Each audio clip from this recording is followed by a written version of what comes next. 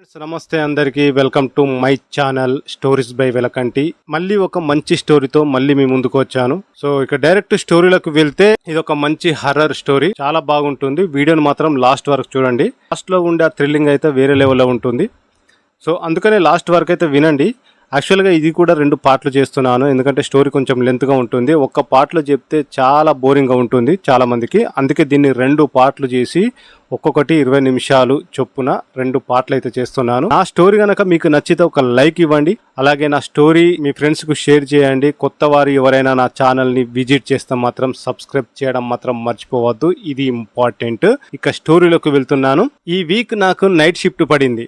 అంటే office timings రాత్రి 11 గంటల నుంచి ఉదయం 7 గంటల వరకు. నేను ఆఫీస్కి వెళ్ళే ఆ రోజు రాత్రి రెడీ అవుతున్నాను. అదే సమయంలో నాకు ఫేస్బుక్ లో ఫ్రెండ్ గా పరిచయమైన అమ్మాయి నుంచి ఒక మెసేజ్ వచ్చింది, ఏం చేస్తున్నారు అని. ఆఫీస్కి రెడీ అవుతున్నా అని రిప్లై ఇచ్చాను. ఈ టైంలోనా? నాకు ఈ వీక్ నైట్ షిఫ్ట్ వేశారు. మరి మీకు ఒంటరిగా వెళ్తున్నప్పుడు భయం వేయదా? లేదు, భయం ఎందుకు అని రిప్లై ఇచ్చాను. మీరు వెళ్లే రూట్లో ఎలా ఉంటుంది అని అడిగింది. చాలా చీకటిగా, ఒక 5 కిలోమీటర్ల వరకు ఎలాంటి వెలుతురు ఉండదు అని బదులిచ్చాను. బైక్ లైటింగ్ తోనే వెళ్ళాలి. ఆ టైంలో బైక్ రిపేర్ వస్తే ఇక అంతే. అసలు రోడ్డు మీద ఆ సమయంలో ఒక మనిషి కూడా కనిపించాడు. చాలా భయంకరంగా ఉంటుంది. ఆ రోడ్డుకి 2 వైపులా పెద్ద పెద్ద చెట్లు ఉంటాయి. మీరు వెళ్లే సమయంలో దయ్యం కనిపిస్తే ఏం చేస్తారు అని అడిగింది.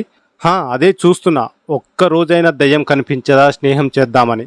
అవునా, సరే జాగ్రత్తగా వెళ్ళండి, టేక్ కేర్, గుడ్ నైట్ అని లాస్ట్ మెసేజ్ చేసింది. నేను కూడా తనకి గుడ్ నైట్ చెప్పాను. బైక్ మీద నేను ఆఫీస్కి స్టార్ట్ అయ్యాను. నేను చెప్పిన అదే రూట్ ఎంట్రన్స్ కి వచ్చాను. ఎప్పుడు వెళ్లే దారి, కానీ ఎందుకో ఆ రోజు కొంచెం కొత్తగా అనిపించింది. దానికి కారణం నాలో ఉన్న భయం అని అర్థమైంది.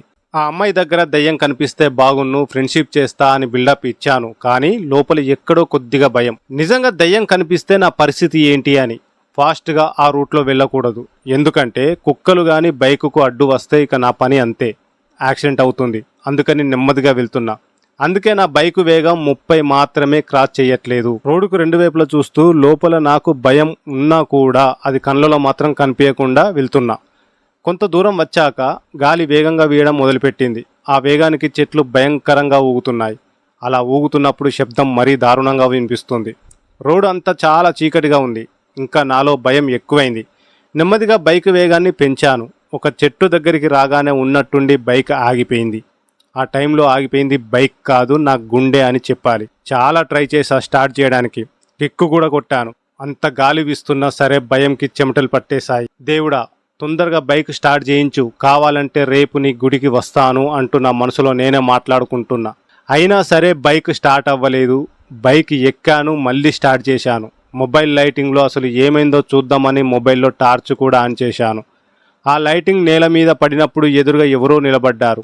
కాళ్ళు మాత్రమే కనిపించాయి. అవి అమ్మాయి కాళ్ళు. నేను పోవటమే తక్కువ, ఇంకా అక్కడే ఉంటే పక్కా పోయేవాడిని.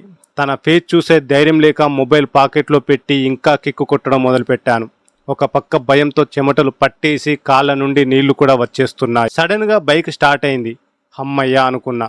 ఇంకా వెళ్దాం అనే టైంకి నాకు ఒక్కసారిగా బైక్ కదిలింది. ఎవరో ఎక్కి కూర్చున్నట్టు. ఒక చెయ్యి వచ్చి నా భుజం మీద పడింది. నేను ఆల్మోస్ట్ పోయాను అనుకున్నా. బైక్ తీయు అని స్వరం చాలా భయంకరంగా వినిపించింది. అది అమ్మాయి వాయిస్. అంతే, ఫాస్ట్గా బైక్ని డ్రైవ్ చేశా. వెయిట్ మాత్రం బైక్ మీద అలాగే ఉంది. తను అసలు మనిషేనా లేదా ఆత్మనా? వెనక్కి తిరిగి చూడాలన్న ధైర్యం చాలా లేదు. ఒక 5 కిలోమీటర్లు దాటి హైవే మీదకి వచ్చేసా. అమ్మయ్యా అనుకున్నా. టోల్ గేటు దాటాను. అలా దాటినప్పుడు స్పీడ్ బ్రేకర్స్ వల్ల బైక్ని స్లోగా చేయవలసి వచ్చింది. కానీ వెనుక వెయిట్ అలాగే ఉంది. ఇంతలో ఒకడు అడ్డంగా వచ్చి నా బైక్ ముందు నిలబడి, భయ్యా లిఫ్ట్ ఇవ్వు భయ్యా, కొంచెం ముందుకు వెళ్ళి దిగిపోతాను అంటున్నాడు. పెదవా, నేను దయ్యానికి లిఫ్ట్ ఇచ్చాను అని ఎలా చెప్పను వీడికి అర్థం కాదు. వాడు మళ్ళీ భయ్యా ప్లీజ్ భయ్యా, ఒక్కడివేగా వెళ్తున్నావు అన్నాడు. అప్పుడు అర్థమైంది వెనుక ఉన్నది మనిషి కాదు దయ్యమని. నా పని అంతే అనుకున్నా. మనిషిగా ఉంటే కనిపించేది కదా అనుకున్నా. 100% అది ఆత్మనే. సరే కూర్చో అన్నాను. అంతే, వాడు వచ్చి వెనక కూర్చోవాలని ట్రై చేశాడు, కానీ స్లిప్ అయి కింద పడ్డాడు. మళ్ళీ అదే స్వరం, నువ్వు పద అన్నది. నన్ను లిఫ్ట్ అడిగిన వాడు ఫుల్గా తాగేసి ఉన్నాడు. ఇంకా నేను 10 కిలోమీటర్ల వరకు అలా దయ్యంతో జర్నీ చేశాను. ఆఫీస్కి వచ్చేసా. బైక్ పార్క్ చేసి దిగండి అన్నాను, కానీ నాకు ఎలాంటి రెస్పాన్స్ లేదు. అమ్మయ్య, దయ్యం మధ్యలోనే డ్రాప్ అయిపోయింది అనుకున్నా. ఆఫీస్కి వచ్చాను, కానీ రాత్రి అంతా అదే నా కళ్ళ ముందు ఉంది. వర్క్ పూర్తయ్యాక ఆఫీస్ ఎంట్రన్స్లో లైట్ తప్ప అన్నీ ఆఫ్ చేసి వచ్చి సోఫాలో చిరబడ్డా. ఎప్పుడు నిద్రలోకి వెళ్ళానో నాకే తెలియకుండా వెళ్ళాను. నైట్ 3 అవుతుంది. మాకు ఎంట్రన్స్లో గ్లాస్ డోర్ ఉంటుంది. అది ఉన్నట్టుండి తెరుచుకుంది. ఆ శబ్దానికి నాకు కొద్దిగా తెలివచ్చింది. మంచి నిద్రమత్తులో ఉండడంతో కళ్ళు సరిగా తెరవలేకపోయా. ఆ నిద్రమత్తు కళ్ళతోనే చూశాను. ఎవరో డోర్ దగ్గర నిలబడి ఉన్నారు. ఎవరు అని పిలిచా. అయినా ఎలాంటి రెస్పాన్స్ లేదు. నాకు వెంటనే కళ్ళ ముందు బైక్ మీద సీన్ గుర్తుకు వచ్చి సోఫాలో లేచి కూర్చున్నా. మిమ్మల్నే ఎవరు అని పిలిచాను. అయినా సరే తను ఎలాంటి రెస్పాన్స్ ఇవ్వలేదు. భయంతో నేను ఆ డోర్ దగ్గరికి వెళ్ళలేదు. నా కేబిన్లోకి వెళ్ళాను. అక్కడ బ్యాక్ ఒక పెద్ద విండో ఉంటుంది. దానిలో నుండి దిగి సెక్యూరిటీ దగ్గరికి వెళ్ళాను. ఏంటి సార్ ఇలా వచ్చారు అని అన్నాడు. ఉత్తనే చెకింగ్కు వచ్చా అని కవర్ చేశా. అక్కడ ఎవరైనా కనిపిస్తున్నారా అని అడిగాను. తను ఎంట్రన్స్ వైపు చూసి లేదు సార్ అన్నాడు. నాకు మాత్రం కనిపిస్తుంది, ఎందుకిలా అని అర్థం కాలేదు. ఏదైనా ప్రాబ్లమా సార్ అని అడిగాడు. ఏం లేదులే అంటూ నేను మళ్ళీ ఎంట్రన్స్ దగ్గరికి వెళ్ళాను. కానీ అక్కడ ఎవరూ లేరు. అలా ఆ రాత్రి అంతా భయంతోనే గడిపాను. ఉదయం 7 అయింది. నేను ఆఫీస్ నుండి రిటర్న్ బయలుదేరాను. అదే దారిలో నేను నిన్న నైట్ బైక్ ఆగిపోయిన ప్లేస్కి చేరుకున్నా. అక్కడ చాలా మంది ఉన్నారు. పోలీసులు కూడా ఉన్నారు. నాకు తెలిసి నిన్న నైట్ ఏదో యాక్సిడెంట్ అయ్యి ఉంటుంది. అందులో చనిపోయిన అమ్మాయి ఆత్మనే నాకు కనిపించి ఉండొచ్చు అనుకున్నా. కానీ నేను అనుకున్నట్లు జరగలేదు. బైక్ దిగి దగ్గరికి వెళ్ళి అక్కడ ఉన్న ఒకరిని అడిగాను. అక్కడ ఎవరో ఒక అమ్మాయి చెట్టుకి ఉరివేసి ఉందట. తను వేసుకుందో లేదా తనని ఎవరైనా చంపారో తెలియదు. పోలీస్ ఎంక్వైరీ అయితే అవుతుంది. ఆ అమ్మాయి డెడ్ బాడీని ఆల్రెడీ అక్కడి నుంచి తీసుకొని వెళ్ళిపోయారు. అది తెలిసి నాకు చాలా భయం వేసింది. నేను అక్కడ ఇంకా ఎక్కువ టైం ఉండాలి అని అనుకోలేదు. మళ్ళీ నా బైక్ దగ్గరికి వచ్చాను. బైక్ తీస్తున్నప్పుడు నా బైక్కి బ్యాక్ సైడ్ అంతా బ్లడ్ అంటి ఉంది. రాత్రి ఆ ఆత్మ కూర్చుంది కదా, అందుకే అలా అయ్యింది అనుకున్నాను. అది చూసి నాకు భయం వేసింది. ఆ పోలీసులను చూస్తే నేనే చంపాను అనుకుంటారేమో అని అక్కడి నుండి ఫాస్ట్గా వచ్చేసి మధ్యలో ఒక షాప్లో వాటర్ బాటిల్ తీసుకొని బైక్ అంతా క్లీన్ చేశాను. నిన్న నైట్ జరిగిన దానికి నాకు ఫీవర్ వచ్చేసింది. హెడేక్ కూడా బాగా వచ్చింది. రూమ్కి వచ్చి ఏం తినకుండా అలాగే పడుకుండిపోయాను. కరెంటు కూడా లేదు. మంచి నిద్రలో ఉన్నా. కరెంటు వచ్చిందనుకుంటా ఫ్యాన్ గాలి వస్తుంది. ఆ గాలికి పేపర్ ఎగురుతూ వచ్చి మొహం మీద పడింది. కళ్ళు తెరిచి ఆ పేపర్ చూసా. అందులో ఎవరిదో ఫోటో కనిపించింది. అది ఒక న్యూస్. ఊరి పొలిమేరల్లో యువతి దారుణ హత్య అని అందులో ఉంది. ఇంత ఫాస్ట్గా న్యూస్ బాగానే వచ్చింది అనుకున్నా. అంతే, ఒక్కసారిగా నిద్రమత్తు వదిలేసింది. ఆ అమ్మాయి ఫోటో కూడా పేపర్లో వేశారు. ఆ అమ్మాయి చాలా బాగుంది. తన పేరు కూడా అందులో రాసి ఉంది. నిద్రమత్తు మొత్తం వదిలేసింది. అలా కూర్చున్నా. గోడకి చెరబడి తల పైకి ఎత్తి చూశా. ఒక్కసారిగా అలా ఉండిపోయా. పైన ఫ్యాన్ లేదు, అది కింద ఉంది. మరి ఇంతసేపు నాకు ఫ్యాన్ గాలి ఎలా వచ్చింది? ఆ గాలికి ఈ పేపర్ ఎలా ఎగురుతూ వచ్చింది? నాకే అర్థం కాలేదు. నా మొబైల్కి ఒక మెసేజ్ వచ్చింది. ఫ్యాను రిపేర్ అయ్యింది, రిపేర్ చేసుకుని రా అని మా రూమ్మేట్ కాల్ చేశాడు. ఫ్రెష్ అయ్యి ఫ్యాన్ రిపేర్ షాప్కి వెళ్ళాను. నిన్న నైట్ నుంచి నా చుట్టూ ఏం జరుగుతుందో నాకు అస్సలు అర్థం కాలేదు. మెకానిక్ వాడు ఒక 30 మినిట్స్ పడుతుంది అని చెప్పాడు. ఒకసారి ఆ యాక్సిడెంట్ ప్లేస్కి వెళ్ళాలని అనిపించింది. సరే ఏమైతే అదే అవని అని అక్కడికి వెళ్ళాను. అలా వెళ్ళి బైక్ దూరంగా పార్క్ చేసి అక్కడ ఉన్న కొందరిని అడిగా ఏమైంది అని, ఏమైనా తెలిసిందా అని. చనిపోయిన అమ్మాయిది బస్టాండ్ అవతల ఇల్లు అని చెప్పాడు. తనని ఎవరో చంపారు అంట. ఇంకా వాడు ఏదో చెబుతుంటే ఇంతలో ఒక పోలీస్ కానిస్టేబుల్ వచ్చి ఉదయం నిన్ను చూశా, మళ్ళీ ఇప్పుడు వచ్చావు, నీకు ఏమైనా ఈ హత్యతో సంబంధం ఉందా అని అడిగాడు. అంతే, నాకు గుండె ఆగినంత పని అయింది. అదేం లేదు, ఏమైందో తెలుసుకోవాలని అంతే అని చెప్పి అక్కడి నుండి వెళ్ళిపోయా. వాడు నన్ను చూసి ఏదో నోట్ చేసుకున్నాడు. నా బైక్ నెంబర్ అయి ఉంటుంది అనుకున్నా. లేనిపోని తలనొప్పి తెచ్చుకున్నా అనిపించింది. ఆ రోజు అంతా నిద్రలోనే గడిపేశా. మళ్ళీ నాకు నైట్ డ్యూటీకి టైం అయింది. ఆ రూట్కి వెళ్ళాలి అంటే చాలా భయం వేసింది. ఇంకో దారి అయితే లేదు. మరి ఈ రోజు కొంచెం వేగంగా బయలుదేరాలి అనుకున్నా. కానీ ఎంత ట్రై చేసినా బైక్ స్టార్ట్ అవ్వలేదు. మళ్ళీ నిన్న వెళ్ళిన అదే టైంకి బైక్ స్టార్ట్ అయింది. వెళ్ళకపోతే ఆఫీసులో నా పని అంతే. అసలే న్యూ జాయినింగ్. వెళ్తే ఏ దయ్యం ఏం చేస్తుందో అని భయం. ఏమైతే అదే అవని అని దేవుడు బొట్టు పెట్టుకొని మొదలుపెట్టా. ఆ రూట్ ఎంట్రన్స్కి వచ్చాక నా చెయ్యి వనకటం మొదలైంది. ఎవరైనా వస్తే వాళ్ళని ఫాలో అవుతూ వెళ్ళిపోదామని చూశా. కానీ ఎవరూ రాలేదు. కొంచెం సేపు ఆగి చూశా. అలా వెయిట్ చేస్తున్నప్పుడు ఆకాశం వైపు చూశా. ఇక్కడ చందమామ కనిపించాలి. కొంపదీసి ఈరోజు అమావాస్య గాని కాదు కదా అనుకున్నా. భయం మరింత ఎక్కువైంది. చేసేది ఏం లేక బైక్ స్టార్ట్ చేశా. డ్రైవ్ చేస్తున్నా కానీ మనసు నిండా అదే ఆలోచనలు. రోడ్డుకి అటు ఇటు చూస్తూ డ్రైవ్ చేస్తున్నా. ఆ చెట్టు దగ్గరలోకి రాగానే తాడుతో పాటు ఒక డెడ్ బాడీ నా మీద వచ్చి పడింది. అంతే, భయంకి సడన్ బ్రేక్ వేసేసరికి బైక్ స్కిడ్ అయి కింద పడిపోయాను. బైక్కి కొద్దిగా దూరంలో పడ్డాను. కొంచెం గట్టిగానే దెబ్బలు తగిలాయి. ఎలానో ఓపిక తెచ్చుకొని బైక్ దగ్గరికి వెళ్ళాలి అని చూశా. కానీ ఆ అమ్మాయి ఆత్మ నా బైక్ దగ్గర నిలబడి ఉంది. తన మెడ మొత్తం సాగిపోయి కళ్ళు గుడ్లు కూడా కొద్దిగా పైకి వచ్చి ఉన్నాయి. తనని అలా చూసి కదలకుండా ఉండిపోయా. దేవుడా కాపాడు, చచ్చిపోయినట్టు ఉన్నాను అంటూ దేవుణ్ణి ప్రార్థించాను. తన చేతి వ్రేలు నా బైక్ వైపు చూపిస్తుంది. నాకేం అర్థం కాలేదు. నేను కొద్దిగా ధైర్యం తెచ్చుకొని కళ్ళు మూసుకొని తన దగ్గరికి వెళ్ళి బైక్ని తీసి డ్రైవ్ చేస్తూ టోల్ గేట్ దగ్గరికి వచ్చా. కొద్దిసేపు బైక్ని పక్కగా ఆపి వాటర్ తీసుకొని దెబ్బలు తగిలిన చోట కడిగాను. కొంచెం వాటర్ తాగి మళ్ళీ బైక్ స్టార్ట్ చేశా. అంతే, మళ్ళీ ఒక్కసారిగా నా బైక్ కదిలింది. ఒక చెయ్యి వచ్చి నా భుజం మీద పడింది. పద అనే మళ్ళీ అదే స్వరం నా చెవి దగ్గర వినిపించింది. ఏంటి నాకు ఈ బాధ? రోజు ఈ ఆత్మతో రాత్రిపూట ప్రయాణం ఏంటో నాకు అర్థం కాలేదు. మా ఆఫీస్ దగ్గరికి రాగానే బైక్ మీద వేడి తగ్గింది. వెంటనే బైక్ పార్క్ చేశా. నాకు కంపెనీకి వచ్చాక ఇంకో షాక్ తగిలింది. ఈరోజు మా ప్లాంట్ రన్నింగ్ లేదు అన్నాడు. ఒక 7 మెంబర్స్ సెక్యూరిటీ, ఒక 3 మెంబర్స్ ఎంప్లాయీస్, వాళ్ళు నేను తప్ప ఫ్లాట్ అంతా ఖాళీగానే. నా అడ్మిన్ బ్లాక్లో నేను ఒంటరిగా ఉన్నాను.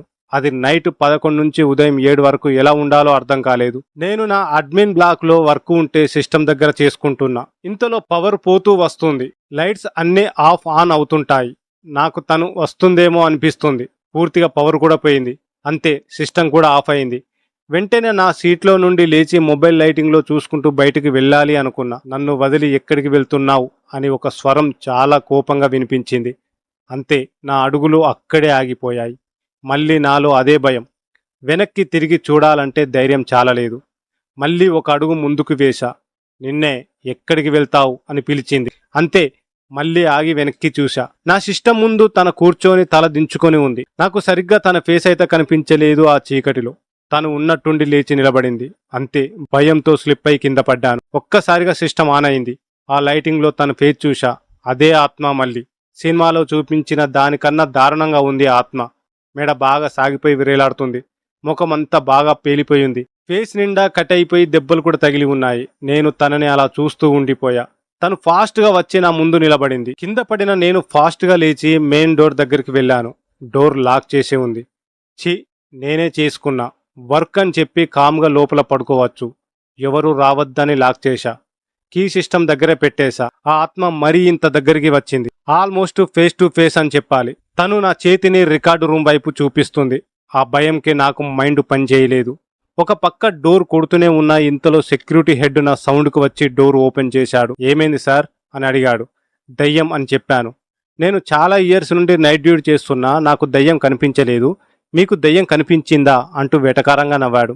నిజం, జరిగింది అంతా చెప్పా. మీరు ఆ శవాన్ని చూసి భయపడి ఉంటారు. అదేం లేదు అన్నాడు. మా కంపెనీలో పవర్ పోతే అలర్ట్ కోసం విజిల్ వేస్తారు సెక్యూరిటీ వాళ్ళు. అప్పుడు జనరేటర్ ఆన్ చేస్తారు. ఏదైనా ప్రాబ్లం వస్తే కంటిన్యూగా వేస్తూనే ఉంటారు. టోటల్గా 6 మెంబర్స్ సెక్యూరిటీ వాళ్ళు ఉంటారు. అంతలో కంటిన్యూగా విజిల్ సౌండ్ వస్తూనే ఉంది. ఏంటి కంటిన్యూగా ఆగకుండా విజిల్ వస్తుంది? ఏదైనా ప్రాబ్లం ఉందా అని అడిగాను. విజిల్ సౌండ్ ఏంటి, మాకు ఏం వినిపించట్లేదు అన్నాడు. మీకు భయంకి అలా అనిపిస్తుంది, వెళ్ళండి అని అన్నాడు సెక్యూరిటీ గార్డు. కానీ అది నాకు కంటిన్యూగా వినిపిస్తూనే ఉంది. వాడికి ఎందుకు వినిపించటం లేదో అర్థం కాలేదు. సరే అని నేను ఆ సౌండ్ వస్తున్న వైపు వెళ్ళాను. అది స్క్రాప్ పాయింట్లో వస్తుంది. అక్కడ అంతగా లైటింగ్ ఉండదు. ఆ ప్లేస్ అంతా చెట్లతో చాలా దారుణంగా ఉంటుంది.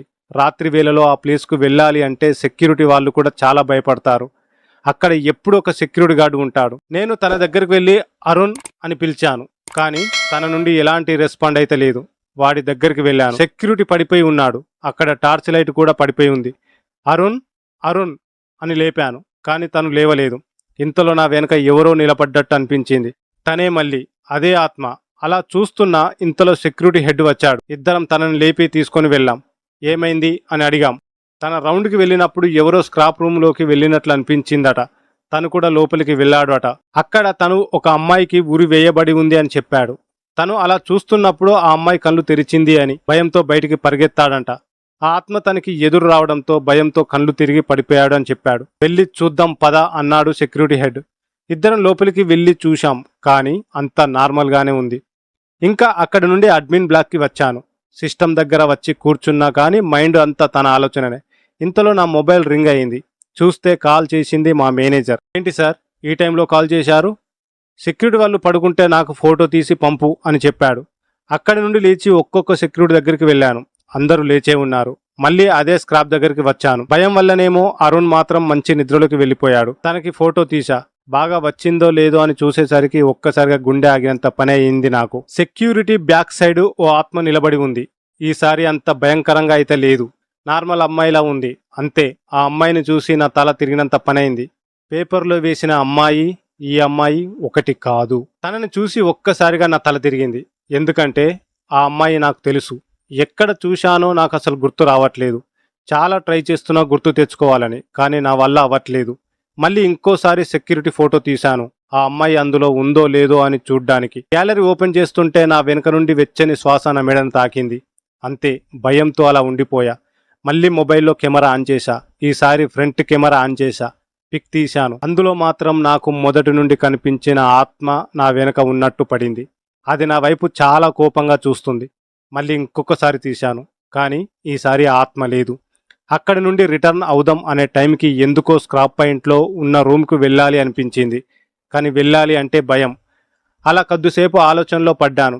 వెళ్దాంలే అని ధైర్యం తెచ్చుకున్నా. ఏమైతే అది అవ్వని అనుకొని డోర్ ఓపెన్ చేసి లోపల ఇలా అడుగు పెట్టానో లేదో డోర్ ఆటోమేటిక్గా క్లోజ్ అయిపోయింది. రాక రాక ధైర్యం వస్తే డోర్ దెబ్బకి అది కూడా పోయింది. లోపల అంతా ఒకటే చీకటి. ఇందాక వచ్చినప్పుడు లైట్ ఆన్లో ఉందిగా, మళ్ళీ ఏమైందో అని నాకు అర్థం కాలేదు. అలా లోపల అంతా వెతుకుతున్నప్పుడు ఎవరో ఏడుస్తున్న శబ్దం అయితే వినిపించింది. ఆ ఆత్మ వచ్చేసింది. ఇంకా నా పని అంతే అనుకున్నా. బయట పడే ఛాన్స్ అయితే లేదు. చస్తే ఇందులోనే చావాలి. ఇలా పోయే బదులు ఆ దయ్యంతో మాట్లాడిపోతే బెటర్ అనుకున్నా. ఎవరు నువ్వు, ఎందుకు ఏడుస్తున్నావు అని అడిగాను. అయినా సరే తన ఏడుపే ఆపటం లేదు. ఆ ఏడుపు పైన నుండి వస్తుంది. పైన ఒక అటక ఉండేది, అందులో సామాను మాత్రం పెట్టేవారు. ఆ ఏడుపు అక్కడి నుండే వస్తుంది. పక్కన ఒక టేబుల్ ఉంటే తీసుకొని దానిపైకి ఎక్కి చూశాను. అంతా చీకటిగా ఉంది. మొబైల్ టార్చ్ ఆన్ చేసి చూశాను. ఒక అమ్మాయి తల దించుకొని ఏడుస్తూ కనిపించింది. ఎవరు నువ్వు, ఎందుకు ఏడుస్తున్నావు, అయినా ఈ టైంలో ఇక్కడేం చేస్తున్నావు అని అడిగాను. అయినా సరే ఏడుపు ఆపలేదు. నేను అలా పైకి ఎక్కే టైంకి ఆత్మ దగ్గరికి వచ్చింది. అంతే, స్లిప్ అయి కింద పడ్డాను. అక్కడ ఉన్న ఐరన్ రాడ్ చేతికి తగిలింది. ఇంతలో పైనుండి జుట్టు వ్రేలాడుతూ కిందికి వస్తుంది. ఎలానో బలం తెచ్చుకొని అక్కడి నుండి అడ్మిన్ బ్లాక్కి వచ్చాను. వచ్చి సిస్టమ్ దగ్గర కూర్చున్నా. ఆ నొప్పి వలన ఎప్పుడు నిద్రలోకి వెళ్ళానో నాకే అర్థం కావట్లేదు. ఉన్నట్టుండి పెద్ద శబ్దం వినిపించింది. లేచి చూస్తే టైం రాత్రి 3 అవుతుంది. బయట పెద్ద వర్షం పడుతుంది. విండో ఓపెన్ చేసి వర్షాన్ని చూడాలనిపించింది. ఓపెన్ చేయగానే నా బైక్ దగ్గర ఎవరో నిలబడినట్టు అనిపించింది. టార్చ్ ఉంటే ఓపెన్ చేసి అటువైపు కొట్టాను. తనే, ఆ మొదటి ఆత్మ కనిపించింది. భయంతో వెంటనే డోర్ క్లోజ్ చేసేసా. అలా కూర్చొని ఆలోచిస్తున్నా, అసలు నాకు ఫస్ట్ నుంచి ఏమైంది అని. అప్పుడు నాకు కొన్ని స్ట్రైక్ అయ్యాయి. ప్రతిసారి ఆత్మ నాతో ఆఫీస్కి వస్తుంది. ఈ కంపెనీతో ఏదో సంబంధం ఉంది. రికార్డు రూమ్ వైపు చెయ్యి చూపించింది అంటే అందులో ఏదో ఉంది. మూడవది, స్క్రాప్ దగ్గర ఉన్న రూమ్లో తనకి ఏదో జరిగింది. నాలుగవది, అందులో టోటల్గా 2 ఆత్మలు ఉన్నాయి. ఐదవది, తనని ఎక్కడో చూశాను. చెట్టు దగ్గర చనిపోయిన అమ్మాయి హౌజు బస్టాండ్ దగ్గర అని. ఈ ఆత్మలకి నాకు ఎలాంటి రిలేషన్షిప్ లేదు. ఎందుకంటే నాది ఈ ఊరు కాదు. ఈ ఆత్మలు నన్నే టార్గెట్ చేశాయి అంటే ఏదో ఉంది. చాలా చాలా ప్రశ్నలు నా బుర్రను తినేశాయి. అసలు ఈ రికార్డ్ రూమ్లో ఏముందో చూడాలి అని వెళ్ళి ఓపెన్ చేశా. అందులో ఫైల్స్ తప్ప ఏం లేవు. అప్పుడే నాకు స్ట్రైక్ అయ్యింది తనని ఎక్కడో చూశానని. వెంటనే నా కేబిన్లో ఉన్న డెస్క్ ఓపెన్ చేశాను. అందులో ఒక బాక్స్ ఉంది. అందులో చాలా మంది ఎంప్లాయీస్ ఫొటోస్ ఉన్నాయి. అందులో తన ఫోటో కూడా ఉంది. ఫోటో బ్యాక్ సైడ్ పేరు కూడా ఉంది. తన పేరు స్వాతి అని ఉంది. అప్పుడే నాకు ఆత్మ రికార్డ్ రూమ్ వైపు చేయి చూపించిన సీన్ గుర్తుకు వచ్చింది. వెంటనే రికార్డ్ రూమ్లోకి వెళ్ళాను. అందులో ఓల్డ్ ఎంప్లాయీస్ ఫైల్స్ ఉన్నాయి. అందులో తన ఫైల్ ఓపెన్ చేశాను. ఆ ఫైల్ ఓపెన్ చేసే సమయంలో వాతావరణంలో కొద్దిగా మార్పులు మొదలయ్యాయి. ఉన్నట్టుండి గాలి, పెద్ద వర్షం మొదలైంది. కరెంటు కూడా పోయింది. సెక్యూరిటీ కాల్ చేసి జనరేటర్ ఆన్ చేయమని చెప్పాను. పవర్ ఉంది సార్, మీ బ్లాక్లోనే లేదు అన్నాడు. ఇక్కడ ఏదైనా ప్రాబ్లమో ఏమో అనుకున్నా.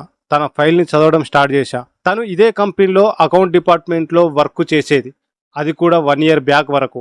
తను ఉన్నట్టుండి జాబ్కు రిజైన్ చేసింది. రీజన్ కూడా ఏమీ రాసి లేదు. నాకు కనిపించిన 2 ఆత్మలలో ఒక ఆత్మ కోసం అయితే కొంత ఇన్ఫర్మేషన్ తెలిసింది. మరి ఇంకో ఆత్మకి ఈ కంపెనీకి ఉన్న ఏంటి రిలేషన్షిప్ నాకు అర్థం కాలేదు. ఇంకా స్వాతి అమ్మాయి కోసం చాలా తెలుసుకోవాలి అనుకున్నా. సెక్యూరిటీ దగ్గరికి వెళ్ళాను. ఏంటి సార్, ఇంత వర్షంలో వచ్చారు అని అన్నాడు. మీరు ఇక్కడ ఎన్ని ఇయర్స్ నుండి చేస్తున్నారు అన్నాను. 9 months నుంచి అని చెప్పాడు. ఏ సెక్యూరిటీ వాళ్ళ కాంట్రాక్ట్ అయినా 1 year ఉంటుంది సార్, ఇంకో 3 monthsలో మాది పూర్తి అవుతుంది అన్నాడు. తన ఫోటో చూపించి మీకు తెలుసా అని అడిగాను. ఏమో సార్, నేను ఎప్పుడు తనని చూడనే లేదు అన్నాడు. మన హౌస్ కీపింగ్ అతను ఉన్నాడు ధర్మరాజు అని. అతను ఈ కంపెనీ పెట్టినప్పటి నుంచి తన ఎంప్లాయీ. తనని అడగండి చెబుతాడు అన్నాడు. తన దగ్గరికి వెళ్ళాను. తను క్యాంటీన్లో ఉన్నాడు. తన ఫోటో చూపించి ఈ అమ్మాయి నీకు తెలుసా, ఎందుకు జాబ్ మానేసింది అని అడిగాను. తను ఏదో చెప్పాలి అని చూశాడు, కానీ ఏం చెప్పలేదు. తనకి ఉన్నట్టుండి చెమటలు పట్టేశాయి. కళ్ళల్లో భయం కనిపించింది. వణికిపోతున్నాడు. చుట్టూ చూశాను, ఏదైనా చూసి భయపడ్డాడేమో అని. కానీ అంతా నార్మల్గానే ఉంది. సార్, నన్ను ఏం అడగద్దు అని చెప్పి అక్కడి నుండి వెళ్ళిపోయాడు. ఎంత పిలిచినా నా మాట వినలేదు. అక్కడి నుండి అడ్మిన్ బ్లాక్ వచ్చాను. సిస్టంలో తన ఫైల్స్ అన్నీ ఓపెన్ చేశాను, కానీ ఎలాంటి ఇన్ఫర్మేషన్ అయితే దొరకలేదు. తన పేరుతో ఫేస్బుక్ అకౌంట్లో సెర్చ్ చేశా. అప్పుడు కానీ నాకు సరైన షాక్ తగలలేదు. నాకు ఫేస్బుక్లో స్టోరీస్ పోస్ట్ చేసే అలవాటు ఉంది. నా స్టోరీస్ చదివి ఇంప్రెస్ అయ్యి నాకు ఒక అమ్మాయి రిక్వెస్ట్ పెట్టింది. తను నాకు ఒక మంచి ఫ్రెండ్ అయ్యింది. తన పేరు స్వాతి.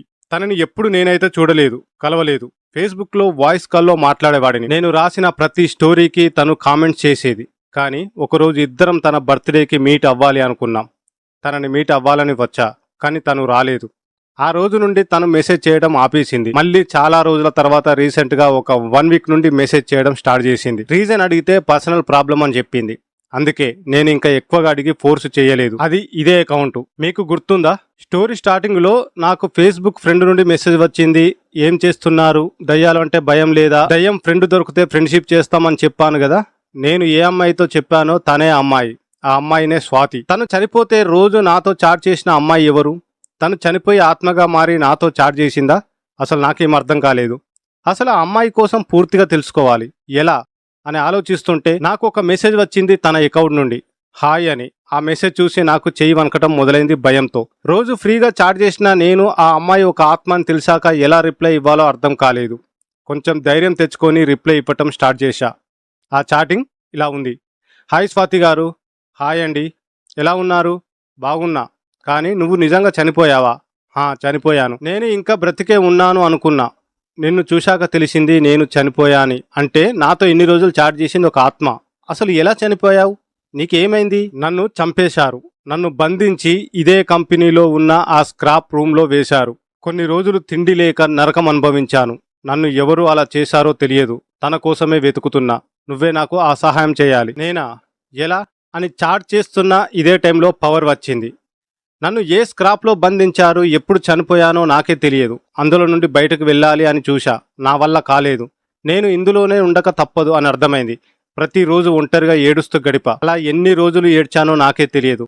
అసలు నేను ఎప్పుడు చనిపోయానో కూడా నాకే తెలియదు. ఇంకా బ్రతికే ఉన్నాను అనుకున్నా. కానీ కొన్ని రోజుల ముందు ఒక రోజు రాత్రి ఒక గార్డు ఈ స్క్రాప్ డోర్ ఓపెన్ చేశాడు. అమ్మయ్య, బయటపడ్డా అనుకున్నా. నేను వెంటనే అడ్మిన్ బ్లాక్ వెళ్ళాను. కానీ ఆ టైంలో ఎవరూ లేరు. అప్పుడు అక్కడ నీ రెజ్యూమ్ చూసా. అది పట్టుకోవాలని ట్రై చేశా. నా వల్ల కాలేదు. అప్పుడు అర్థమైంది నేను చనిపోయాను అని. అసలు ఎవరు చంపారో కూడా తెలియకుండా చనిపోయా. నాకు కోపం వచ్చింది, ఏడుపు వచ్చింది. నన్ను చంపిన వాళ్ళను ఎలా కనిపెట్టాలి అనుకున్నా. అందుకే ఇదే కంపెనీలో నీకోసం ఎదురు చూశా. నీ సహాయంతో తనని కనిపెట్టి చంపాలని. అందుకే నీకు అడిగా, దెయ్యం కనిపిస్తే ఏం చేస్తారు అని. నన్ను చూసి భయపడతారేమో అని. అలా చాట్ చేస్తూ ఉండగా సడన్ గా సిస్టమ్ ఆఫ్ అయిపోయింది. ఇంతలో నా మొబైల్ రింగ్ అయింది. లిఫ్ట్ చేసి చూస్తే మా మేనేజర్. ఎక్కడ ఉన్నావు అని అడిగాడు. ఆఫీసులోనే ఉన్నాను సార్ అని చెప్పాను. సరే, ప్లాంట్లో ఏదో సమస్య అంట. ఆఫీస్ వింగరు డ్రైవర్ లేడు, నన్ను ఇంటికి వచ్చి తీసుకొని వెళ్ళు అన్నాడు. సార్, మీ హౌస్ నాకు తెలియదు కదా. ఓకే, నేను అడ్రస్ చెప్తాను రా అని అడ్రస్ చెప్పాడు. బైక్ వేసుకొని ఫాస్ట్గా స్టార్ట్ అయ్యాను. తొందరలో నేను ఆ రూట్ సంగతే మర్చిపోయా. ఆ ఉరి వేసిన అమ్మాయి ఉన్న ప్లేసే అది. నేను మళ్ళీ 5 కిలోమీటర్లు ఆ ప్లేస్కి వచ్చా. అంతా చీకటి. భయం మళ్ళీ మొదలైంది. చూడకూడదు అనుకుంటూనే ఆ చెట్టు వైపుకే నా దృష్టి వెళ్ళింది.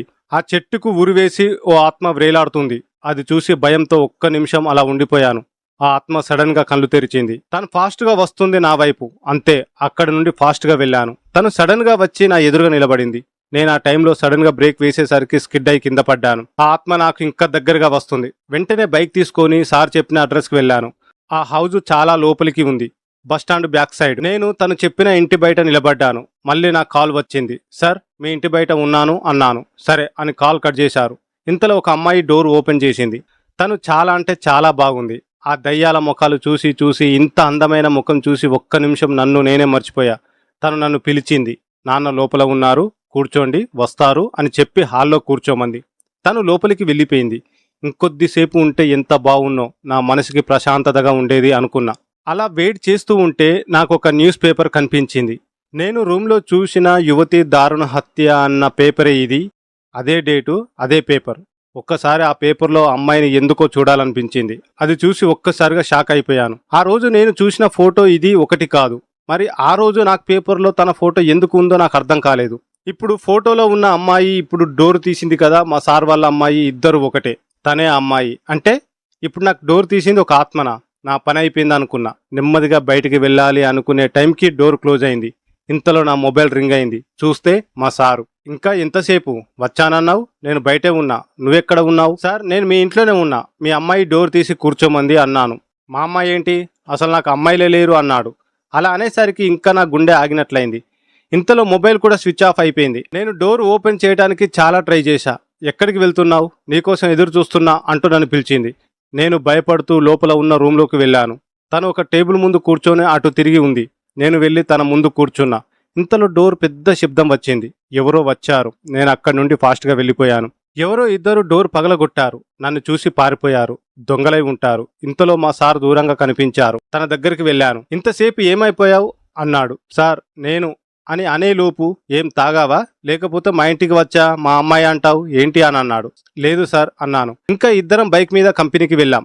వెళ్తున్నప్పుడు, సార్, మీ ఇంటి దగ్గరలో పింక్ కలర్ బిల్డింగ్ ఉందిగా, ఎవరిది సార్ అన్నాను. దానికోసం ఎందుకు అని అడిగాడు. లేదు సార్, బాగుంది అని అన్నాను. అది రామ్మోహన్ అనే ఒక బిజినెస్ మ్యాన్, తను వాళ్ళ అమ్మాయి ఉంటారు. వాళ్ళ అమ్మాయిని ఎవరో 2 days బ్యాక్ మనం వెళ్తున్న రూట్లో చెట్టుకు ఉరివేసి చంపారు. తన కూతురు చనిపోయింది అనే బాధతో తను కూడా గుండె ఆగి చనిపోయాడు. అందుకే ఆ ఇంటిలో ఎవరు ఉండరు. వాళ్ళ చుట్టాలు దానిని అమ్మకానికి పెట్టారు అని అన్నాడు. అలా ఇద్దరం మాట్లాడుకుంటూ ప్లాంట్కు వచ్చేశాం. నేను ఆ రోజు ప్లాంట్లో ఉన్నా, కానీ బుర్ర నిండా ఏవో ఆలోచనలు. ఉరి వేసిన అమ్మాయిని నేను చూశా. మరి నాకు ఆ రోజు పేపర్లో వేరే ఫోటో కనిపించింది. ఏంటో నాకే అర్థం కాలేదు.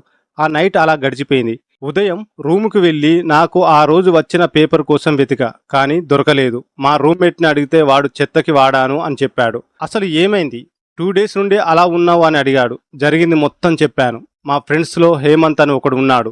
నేను నువ్వు చెప్పిన ఈ స్టోరీ ఎక్కడో చదివా అన్నాడు. నేను నా కోసం చెబితే స్టోరీ అంటావా అన్నాను. చాలులే, ఇది స్టోరీనే, నేను ఏదో బుక్లో చదివా అన్నాడు. కోపం వచ్చి ఇంకా ఏం మాట్లాడలేదు. మళ్ళీ మా సార్ కాల్ చేశాడు. వీడొకడు తినేస్తున్నాడు అనుకున్నా. సార్ చెప్పండి. హైదరాబాద్ వెళ్ళి ఒక పార్సల్ తేవాలి. ఒకడు వచ్చి నీకు ఇస్తాడు. 1 గంటకి కరెక్ట్గా ఆరాం గారి నుంచి 180 పిల్లర్ దగ్గర ఉన్న మంత్రమాల్లో వెయిట్ చేస్తే ఒకడు వచ్చి పార్సల్ ఇస్తాడు అన్నాడు. సరే అని చెప్పి తను చెప్పిన టైంకి అక్కడికి వెళ్ళి వెయిట్ చేశా. ఎండ బాగా ఉండటంతో బస్సులో వెళ్ళాను. అలా తన కోసం ఎదురు చూస్తుంటే నా ఎదురుగా ఒక అమ్మాయి కూర్చుంది. తనకి మ్యారేజ్ అయిపోయింది. ఒక చిన్న పాప ఉంది. ఆ పాపకి సంవత్సరం కూడా ఉండదు. ఆ అమ్మాయి నన్నే చూస్తుంది. అలా అదేంటి నన్ను అలా చూస్తుంది అని అనుకున్నాను. తను నా దగ్గరికి వచ్చి నా పక్కన కూర్చొని నన్ను చూసి స్మైల్ ఇచ్చింది. ఏంటి ఇలా అని అనుకున్నాను. మీ పేరు ఏంటి అని అడిగింది. నేను నా పేరు చెప్పాను. మీరు ఫేస్బుక్లో స్టోరీస్ పోస్ట్ చేస్తారు కదా? హా, అవును అన్నాను. నేను మీకు తెలుసా అని అడిగా. ఎందుకు తెలియదు, గెస్ చేయండి అని అన్నది. తన వాయిస్ ఎక్కడో విన్నాను. నేనండి, ఇంకా గుర్తుపట్టలేదా? స్వాతి అండి నా పేరు అని చెప్పింది. కొన్ని రోజుల ముందు వరకు మనం ఇద్దరం ఫ్రెండ్స్. మెసెంజర్లో మాట్లాడుకున్నాం. నా బర్త్డేకి మీట్ అవ్వాలి అనుకున్నాం, కానీ మీట్ అవ్వలేదు. మర్చిపోయారా? అంటే స్వాతి మీరా? మీరు బ్రతికే ఉన్నారా? ఛీ, అదేంటి అలా? ఎంత మీట్ అవ్వకపోతే, కాంటాక్ట్లో లేకపోతే చనిపోయా అనుకుంటారా? అసలు ఆ రోజు డాడీకి హెల్త్ బాగలేదు, అందుకే రాలేదు. నా ఫేస్బుక్ అకౌంట్ ఓపెన్ చేసి కాల్ చేద్దాం అంటే అది ఎవరో హ్యాక్ చేశారు. అస్సలు అవ్వలేదు. ఇంతలో ఇంటిలో మ్యారేజ్ సెట్ చేయడం, పాప అంతా త్వరగా జరిగిపోయాయి. మా హస్బెండ్కి ఫేస్బుక్ అకౌంట్ నచ్చదు, అందుకే కాంటాక్ట్ కూడా చేయలేదు అన్నది. అలా అనేసరికి ఒక పెద్ద షాక్ తగిలింది నాకు. మీరు స్వాతి అని గ్యారంటీ ఏంటి అన్నాను. మా ఇద్దరికి మాత్రమే తెలిసిన ఇన్సిడెంట్ ఒకటి చెప్పింది. నాకు కన్ఫర్మ్ అయింది తనే అని. నేను వెళ్తా, లేట్ అవుతుంది అని తను వెళ్ళిపోయింది. తను కూడా పార్సల్ తెచ్చి నాకు ఇచ్చాడు. బస్సు ఎక్కేసి రూమ్కు స్టార్ట్ అయ్యాను. బస్సులో ఉన్నా కానీ బుర్ర నిండా అవే ఆలోచనలు. తను స్వాతి అయితే నాతో ఆత్మల చాట్ చేసిన స్వాతి ఎవరు? ఇది సెకండ్ పార్ట్లో తెలుసుకుందాం. సెకండ్ పార్ట్ ఇంకా ఇంట్రెస్ట్గా ఉంటుంది. ఇక్కడతో ఈ పార్ట్ 1 ఆపేస్తున్నాను. మీలో ఎవరికైనా ఈ స్టోరీ గనక నచ్చితే ఒకే ఒక లైక్ ఇవ్వండి. కొత్త వారు ఎవరైనా నా ఛానల్ని విజిట్ చేస్తే సబ్స్క్రైబ్ చేసుకోవడం మాత్రం మర్చిపోవద్దు. మళ్ళీ సెకండ్ పార్ట్లో మళ్ళీ కలుసుకుందాం. అంతవరకు ఉంటాను. బాయ్.